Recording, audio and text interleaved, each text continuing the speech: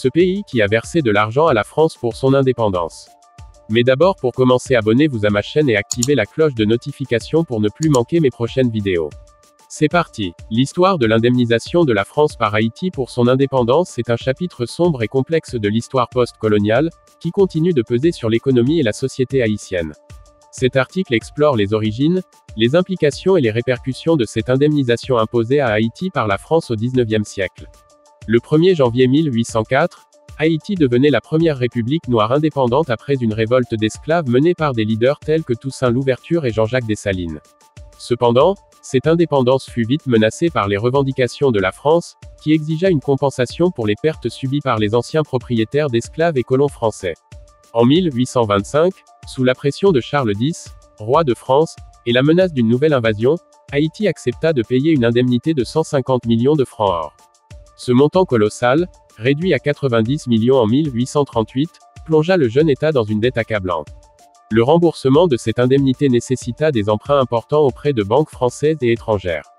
Cette dette empêcha Haïti d'investir dans ses infrastructures et ses services publics, ralentissant considérablement son développement économique. L'économie haïtienne, déjà fragilisée par les décennies de guerre et de destruction, peina à se relever sous le poids de cette dette. Les générations futures durent supporter ce fardeau financier, limitant les opportunités de croissance et d'amélioration des conditions de vie. L'indemnisation imposée par la France eut également des conséquences profondes sur la stabilité politique de Haïti.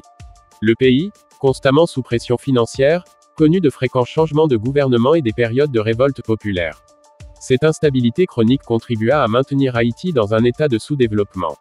Par ailleurs, le sentiment de ressentiment envers la France persista, influençant les relations diplomatiques entre les deux nations.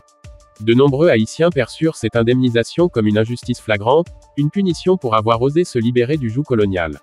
Aujourd'hui, le débat sur l'indemnisation de la France par Haïti pour son indépendance est loin d'être clos. Des voix s'élèvent en Haïti et au niveau international pour demander la reconnaissance de cette injustice historique et la mise en place de réparations. Ces revendications s'inscrivent dans un mouvement plus large de discussion sur les réparations pour l'esclavage et la colonisation. Les historiens et les économistes soulignent que la dette imposée à Haïti a eu des effets dévastateurs sur le développement du pays. Ils plaident pour une réévaluation de cette période et pour des mesures visant à compenser les dommages subis par le peuple haïtien. L'indemnisation de la France par Haïti pour son indépendance est un rappel brutal des défis auxquels les nations post-coloniales ont été confrontées pour obtenir et maintenir leur liberté. En reconnaissant cette histoire et en engageant des discussions sur les réparations, il est possible de prendre des mesures vers une justice historique et économique pour Haïti. Si cette vidéo t'a plu, prends une seconde pour partager et pour me laisser un pouce bleu. À bientôt.